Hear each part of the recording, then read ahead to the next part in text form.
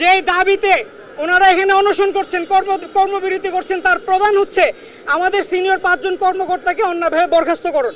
উনি যেই কারণ দেখিয়ে বরখাস্ত করেছেন, এর মধ্যে একটা হচ্ছে আমাদের সিনিয়র যিনি অ্যাডিশনাল ম্যানেজিং ডিরেক্টর ছিলেন, ওনার নাকি সার্টিফিকেট জাল। আপনারা দেখুন, আমার হাতে ওনার লাইফ সার্টিফিকেট আছে,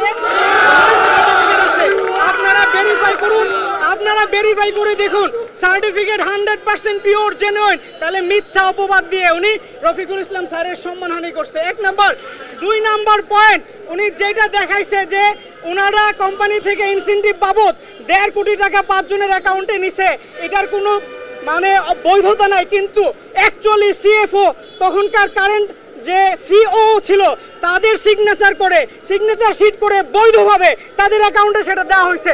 কিন্তু উনি সেই বৈধ শিটটাকে সরাইয়া একটা ভুয়া শিট বানিয়ে তাদের নামে চক্রান্ত করে উনি আগায় যেতে চাচ্ছে।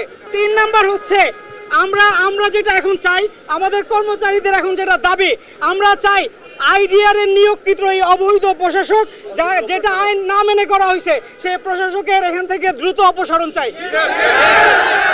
এই প্রশাসক সোনালীতে থাকলে সোনালী ধ্বংস হয়ে যাবে।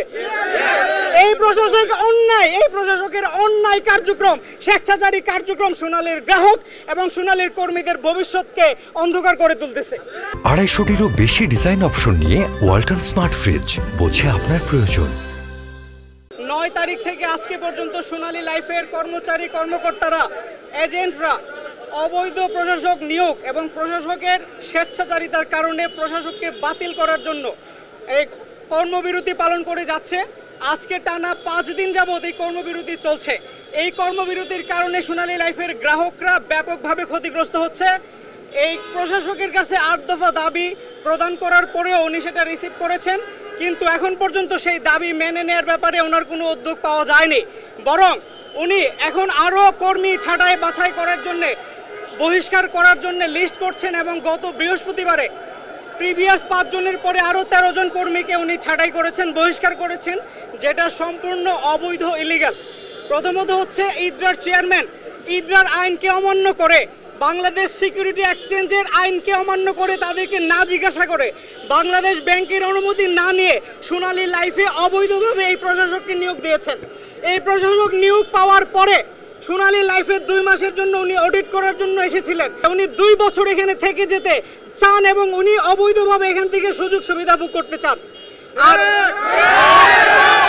যে 8 দফা দাবি এখানে ওনার কাছে আমরা প্রেরণ করেছিলাম, সোনালী লাইফের কর্মচারীরা প্রেরণ করেছিল, তাদের মধ্যে যেটি হচ্ছে, প্রথমত সোনালী লাইফের যে কর্মচারী এফএ, ইউএম, বিএম এবং এক্সিকিউটিভদের উনি অ্যালাউন্স এবং কোয়ার্টার বোনাস আটকে রেখেছেন গত 3 মাস যাবৎ, সেটা যেন উনি দ্রুত প্রদান করেন।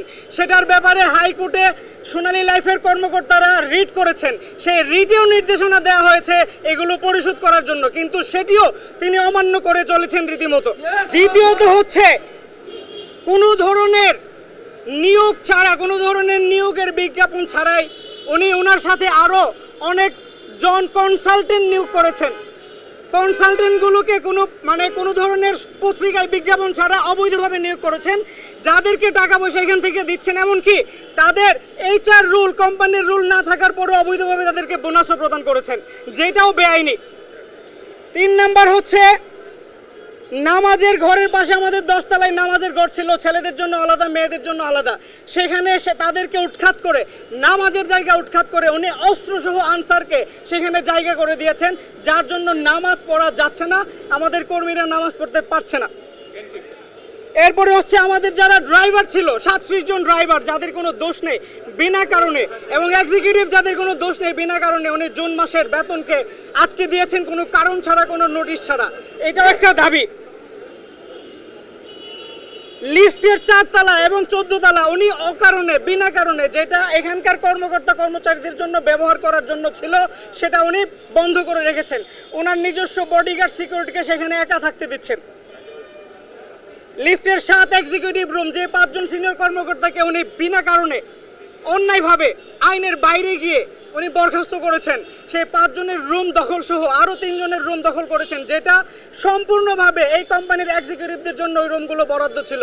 উনি ওনার রিক্রুটকৃত লোকজনের জন্য ওই রুমগুলো দখল করেছেন।